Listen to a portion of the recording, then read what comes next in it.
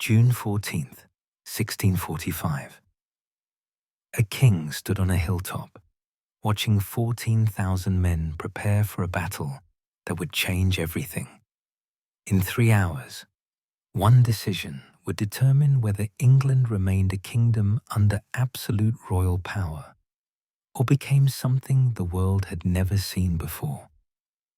What happened next on that quiet Northamptonshire morning would be called the battle that changed Britain forever. Yet somehow, almost no one today has even heard its name.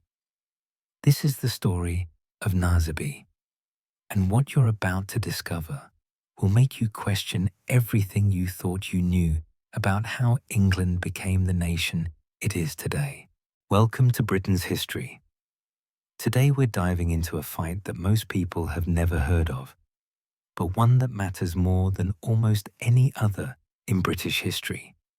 Because Naseby wasn't just about tactics or generals or who had more cannons. It was about whether England would remain a kingdom under absolute royal power or become something entirely new. And the answer to that question was written in blood on the fields of Naseby.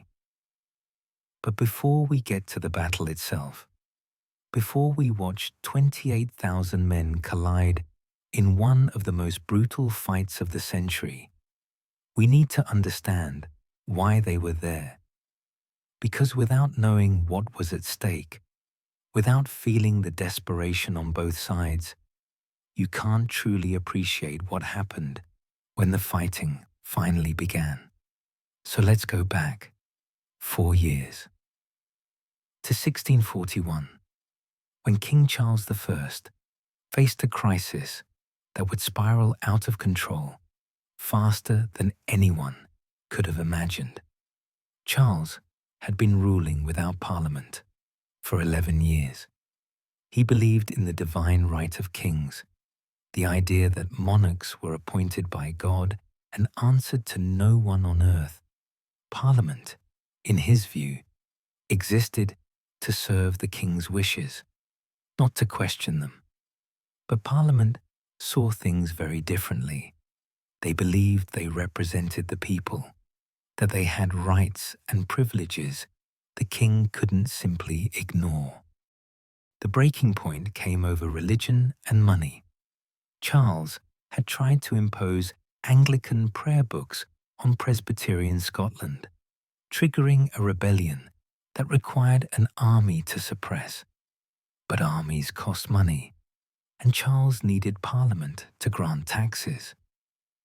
When he finally called them back in 1640, they didn't just grant his requests. They started making demands. They wanted to limit royal power, control appointments, and reform the church. Charles saw this as rebellion against God's appointed monarch. By 1642, trust had completely broken down. Charles tried to arrest 5 members of Parliament he considered traitors. They escaped. Parliament raised an army, claiming they were defending the realm against bad advisors who'd corrupted the king. Charles raised his own army, claiming Parliament had rebelled against lawful authority. And just like that, England descended into civil war, father against son, brother against brother. Communities torn apart as people chose sides in a conflict no one had wanted, but everyone knew had become inevitable. The early years of the war were chaotic. Neither side had overwhelming advantages.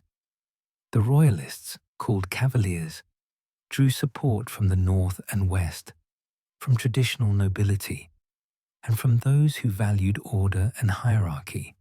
The Parliamentarians, called Roundheads because many cut their hair short in Puritan fashion, controlled London, the Navy, and the economically vital southeast. They had more money. The Royalists had more experienced military leaders. Battles were fought across England. Edgehill in 1642 ended in a draw. Parliament lost at Lansdowne and Roundway Down in 1643, but they won at Newbury. The war seemed to drag on with no end in sight, consuming lives and resources while settling nothing. You can imagine the exhaustion, the sense that the country was tearing itself apart for no resolution. Then, in 1644, Parliament won a major victory at Marston Moor near York. A relatively unknown cavalry commander named Oliver Cromwell led a devastating charge that shattered the Royalist cavalry and won the battle.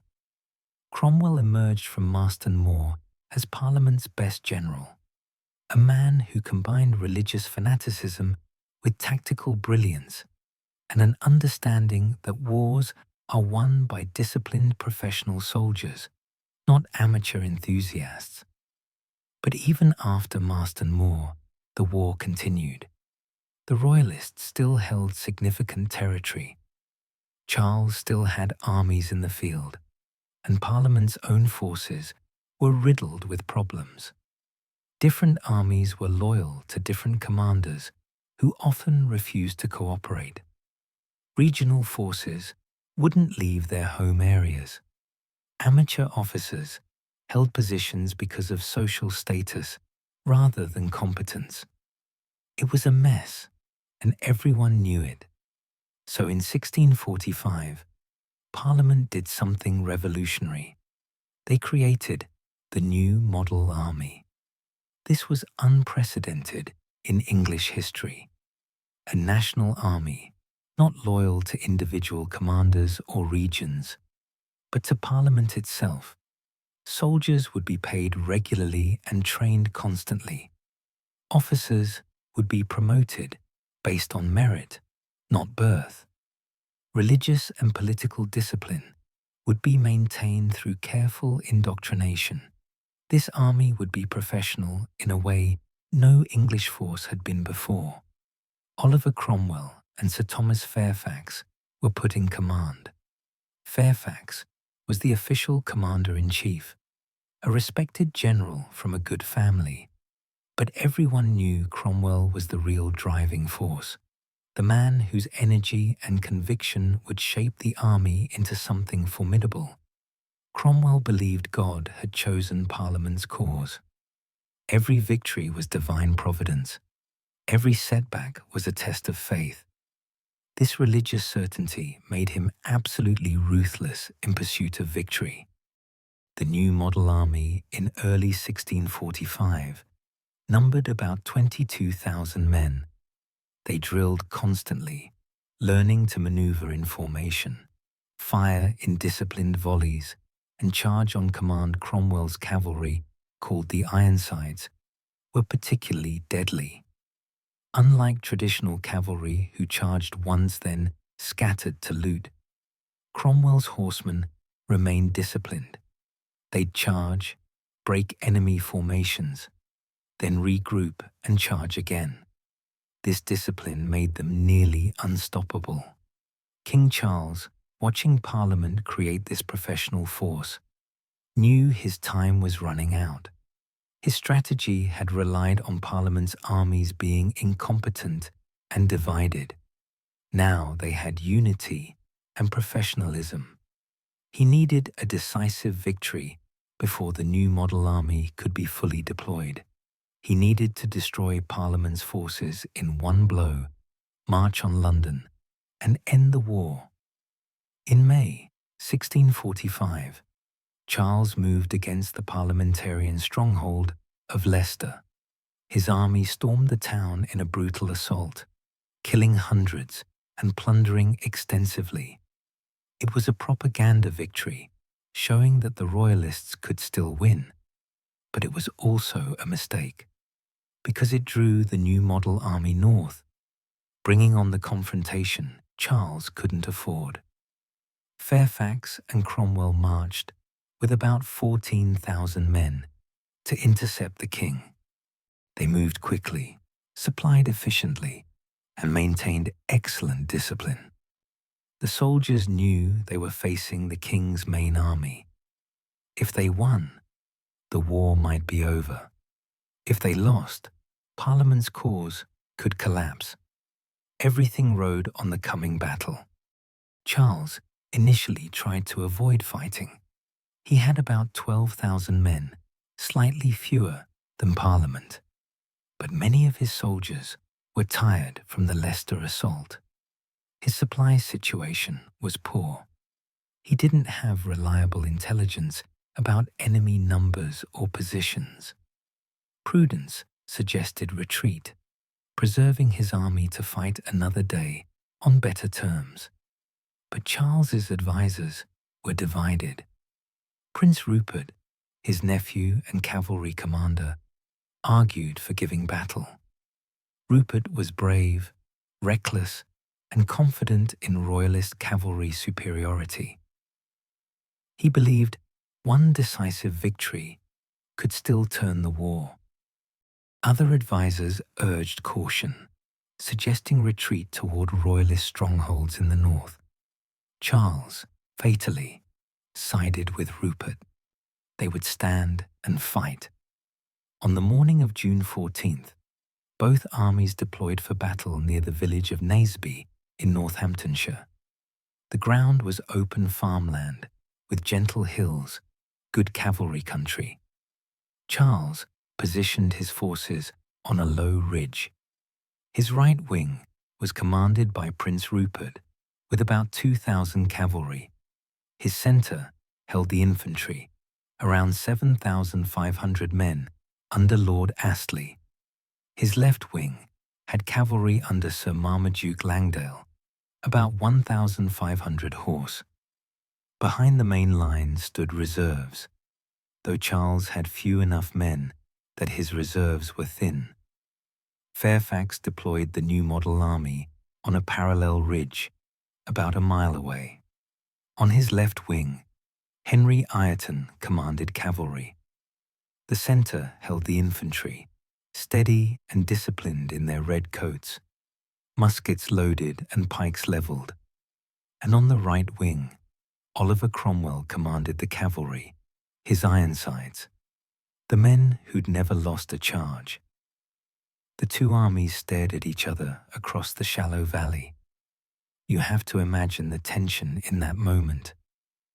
Thousands of men, most of them ordinary English farmers and townsmen, waiting to kill other Englishmen for causes many of them barely understood. They'd been told this was about freedom or loyalty, about godliness or order. But right now, it was about survival. At around 10 a.m., the battle began. Prince Rupert, impatient and aggressive, ordered his cavalry to charge. Royalist horsemen thundered down the slope, across the valley, and up toward the parliamentary left wing. Ireton's cavalry, less experienced and less confident, tried to meet the charge. They failed. Rupert's cavalry smashed through them like a hammer through glass. Ireton himself was wounded and captured. His cavalry broke and fled. Rupert's horsemen, doing exactly what cavalry wasn't supposed to do, pursued the fleeing enemy for miles, cutting down stragglers and looting the parliamentary baggage train. For a few minutes, it looked like Charles might win. His right wing had shattered Parliament's left, but Rupert had made the classic cavalry mistake. He charged off the battlefield, chasing a beaten enemy instead of staying to support the main fight. Those 2,000 cavalry were now miles away, irrelevant to what happened next. In the centre, the infantry lines crashed together. Royalist infantry advanced with pikes lowered and muskets firing. Parliamentary infantry held their ground, returning fire in disciplined volleys. At close range, 17th century muskets were devastating. Men fell in heaps, shot through chest and face and limbs. Those who survived the musket fire met with pikes, 18-foot-long spears that turned infantry combat into brutal shoving matches. The two lines pushed against each other, stabbing and firing at point-blank range. The Royalist infantry were veterans, experienced soldiers who'd fought through years of war. They had courage and skill. But the new model army infantry had something the Royalists lacked: confidence in their cause and trust in their training. They'd been taught to hold formation no matter what, to fire in volleys rather than individually, to trust the men beside them. That discipline held. The parliamentary infantry didn't break. They absorbed the Royalist attack and held firm. On the Royalist left, Sir Marmaduke Langdale's cavalry charged against Cromwell's Ironsides. Langdale's men were good, experienced horsemen who'd won fights before, but they'd never faced anything like Cromwell's cavalry. The Ironsides met them head-on, sabres drawn, fighting with religious fury. The two cavalry forces collided in a thunderous impact, horses screaming, men hacking at each other with brutal efficiency. But Cromwell's cavalry had advantages. Langdale's lacked. They were better trained, better disciplined, and they believed absolutely in their cause. Cromwell had taught them to see themselves as God's instruments, chosen to destroy the wicked. That conviction made them fight with a ferocity that demoralized their enemies. Langdale's cavalry fought bravely, but they were being slowly pushed back, taking casualties they couldn't replace. And then Cromwell did what separated great commanders from merely good ones. He saw that his cavalry was winning. He could have let them pursue Langdale's broken forces off the battlefield. Instead, he reformed his squadrons, keeping them under control, and turned them against the Royalist infantry centre. Imagine being a Royalist infantryman, locked in brutal combat with parliamentary infantry to your front, exhausted, scared, holding your ground through sheer willpower. And suddenly, you hear thunder behind you, you turn, and there's Cromwell's cavalry, thousands of horsemen in perfect formation, charging into your unprotected rear. There's nothing infantry can do against cavalry attacking from behind. Your pikes point the wrong way. Your musketeers can't reload fast enough. You're helpless. The Royalist infantry, attacked from front and rear simultaneously, began to break. Units that had fought bravely for an hour suddenly disintegrated. Men threw down their weapons and tried to surrender or flee. Officers shouted orders no one followed. The careful formations dissolved into terrified mobs of men just trying to survive. Charles, watching from his position, saw his army collapsing. He tried to rally his guard cavalry for one desperate countercharge. If he could lead his household troops into the melee, maybe he could stabilize the situation, buy time for Rupert to return. But his advisors physically grabbed his bridle, preventing him from charging. They weren't going to let the king throw his life away in a suicidal attack. Charles struggled against them, desperately wanting to fight, but they held him back. And in that moment, whatever chance the Royalists had evaporated. The battle became a slaughter. Parliamentary cavalry and infantry cut down fleeing Royalists by the hundreds. The new model army's discipline held even in victory. They pursued methodically, cutting off escape routes, accepting surrenders, but showing little mercy to those who continued resisting. In 3 hours of fighting, the Royalist army was destroyed. The casualties told the story. Parliament lost about 400 men killed and wounded. The Royalists lost 1,000 killed and 4,500 captured. Those numbers might not sound enormous by modern standards, But this was 1645. Charles had lost his entire infantry. His artillery was captured. His baggage train, containing all his correspondence, fell into enemy hands. That correspondence was catastrophic. Letters revealed Charles had been secretly negotiating to bring foreign Catholic armies into England. He'd been corresponding with Catholic powers in Ireland and Europe, promising concessions if they'd help him defeat Parliament. These revelations destroyed whatever moral authority Charles had left. He wasn't just fighting to preserve royal prerogative. He was willing to betray English Protestantism to win. But perhaps most damaging was the psychological impact the new model army had proven it could destroy the king's best forces in a fair fight. The myth of Royalist military superiority was shattered. Charles's soldiers had fought bravely, but bravery wasn't enough against discipline, training, and conviction. Parliament had created a military machine that simply couldn't be beaten by traditional aristocratic armies. Charles fled the battlefield, escaping with a few hundred cavalry. But he had nowhere to go. His strongholds fell one by one over the following year. By 1646, Charles surrendered to Scottish forces, hoping they'd be more sympathetic. They sold him to Parliament for £400,000. The war was over. Parliament had won. But winning the war didn't solve England's problems. It created new ones. What do you do with a captured king? How do you govern without monarchy? These questions would eventually lead to Charles's execution in 1649 and the creation of the Commonwealth under Cromwell. But all of that began at Naseby. So why does Naseby matter? Why should you care about a battle fought nearly 400 years ago between armies you've never heard of?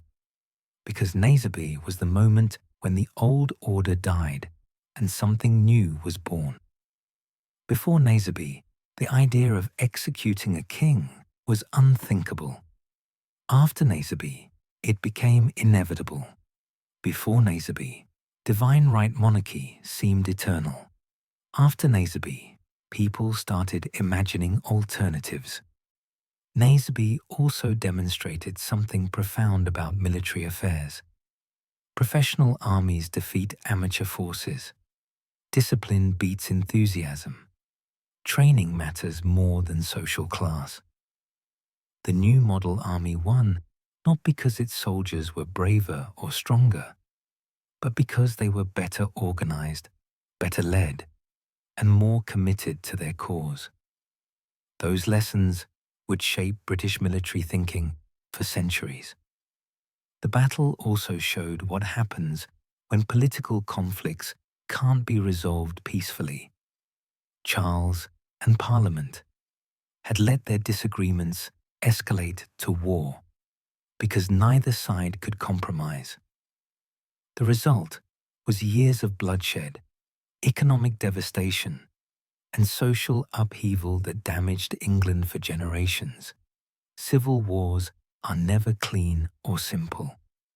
They tear societies apart in ways that take decades to heal.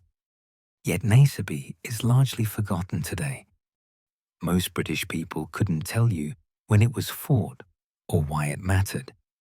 It's not taught in schools with the same emphasis as Hastings or Waterloo. There's no grand monument, no national holiday commemorating the battle. Perhaps because civil wars are uncomfortable. We don't like remembering when Englishmen killed each other over principles both sides believed were worth dying for. The fields of Naseby are quiet now. Peaceful Northamptonshire farmland, where sheep graze and crops grow. There's a small monument, a few signs. Nothing to suggest that here, in 3 hours of fighting, the future of Britain was decided. Because Naseby answered questions that had torn England apart, could a king rule without Parliament's consent? No. Could religious authority be enforced from the throne? Not anymore. Could professional soldiers defeat aristocratic cavalry? Absolutely. Every answer written in blood on June 14th, 1645. Within 4 years, Charles would be executed. Within 15, monarchy would return, but it would never be the same. Parliament had proven it could raise armies, win wars, and govern. Kings would have to accept that, or lose their heads. That's what makes Naseby matter. Not the tactics or the casualties, but what came after. If this is the kind of history that fascinates you, the forgotten battles, the tactical masterstrokes, the moments that reshaped Britain, then you know what to do. This channel exists because these stories deserve to be told. What other lost battles should we uncover? The sieges of the Civil War, Cromwell's Irish campaign, the forgotten victories that made Britain a power. Drop your suggestions below. Thank you for watching Britain's history. The stories that mattered, told the way they deserved.